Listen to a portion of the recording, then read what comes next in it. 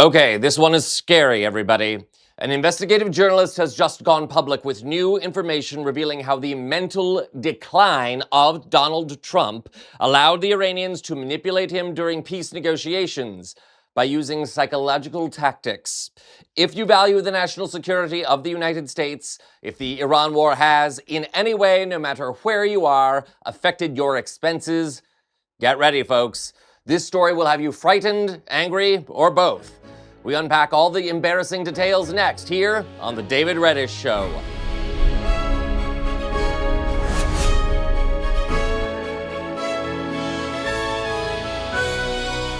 Welcome to the show, beautiful viewers. I am your host, again asking you to subscribe and get word out about our show any way that you can. You may want to start with some sexy David Reddish Show merchandise. Follow the link in the description.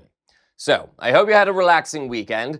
I took in a new film called Disclosure Day, and it is one of the year's best. And no, I'm not getting paid to say that. I tell you only because it's a terrific movie that deserves to be seen. So, if you need some distraction or a reason to keep cool this week, check it out. Now then, let's get on to our rather ominous story, shall we? As you probably know, yesterday, the Trump administration announced an end to the Iran war, with a new deal set to be signed this Friday by both President Warmonger and the Iranians. And while Trump wants to tout this as an end to the war, it turns out there are still some major caveats to that statement. Take a look. U.S. and Iranian officials said Sunday that they've agreed on a framework to end months of war, reopen the Strait of Hormuz, and lift the U.S. blockade on Iran. The preliminary pact has sent oil prices falling, but leaves the fate of Iran's nuclear program to further negotiations. In a social media post, President Donald Trump declared the deal complete and told the ships of the world to start your engines, let the oil flow. Trump also wrote that the strait would reopen upon the signing of the deal on Friday. Pakistan's Prime Minister Shehbaz Sharif, who helped mediate, said the agreement includes an immediate halt to military operations. The agreement between the countries is scheduled to be officially signed on Friday in Switzerland. So, this isn't quite a peace treaty, it's more of a new ceasefire deal that ends the blockade of the Strait of Hormuz, but leaves it in control of the Iranians, which it was not before Trump started this war.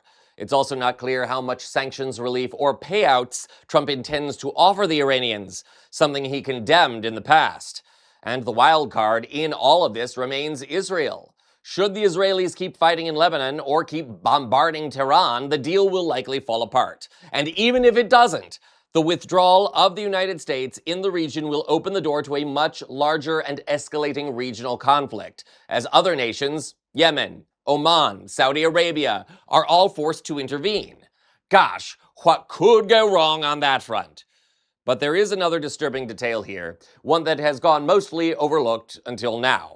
This morning, journalist Jeremy Scahill has gone public with new reporting detailing how the Iranians finally got Trump to capitulate on most of his demands for a ceasefire.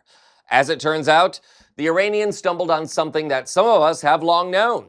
That includes you, beautiful viewers, if you watch our show.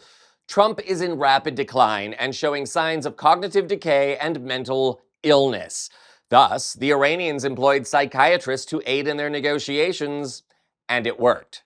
Check this out. International mediators have begun talking about the erratic nature of Donald Trump, and the Iranians actually took this a step further. A few weeks ago, I was told by an Iranian official involved with the negotiations that Iran began enlisting the services of what they called senior psychologists in Iran to begin diagnosing Donald Trump, and they determined that he is operating from a position of mental illness and mental deficiency. And so senior Iranian psychologists began working with the negotiating team to try to cater the messages that the Iranians were sending via mediators back to Donald Trump to try to take into account what they saw as his specific mental illness and mental deficiencies. And they weren't saying this in an ad hominem way. They were saying it as a matter of fact. And then almost quite clinically, they said, and we began to see this process yielding results as we worked with psychologists to send these communications to Donald Trump. And they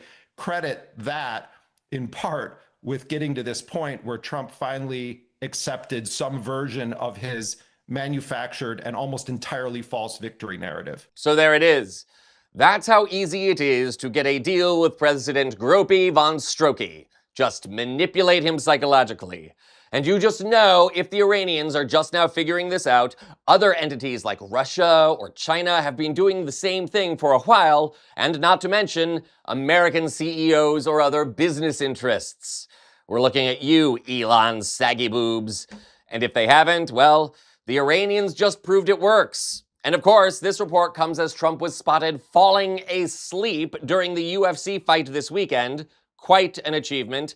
And as the Washington Post broke the story that Trump was evaluated by a staggering 22 specialists during his last visit to Walter Reed, his third annual physical in under 16 months. My fellow Americans, this is a crisis, and a growing one at that. When will the cabinet, the Congress, or someone call out this president's decrepitude and remove him from office? All of us suffer, all of us, the longer he is there. And note to Vice President J.D. Vance, we know you want to be president, you want it as badly as a new lazy boy love seat.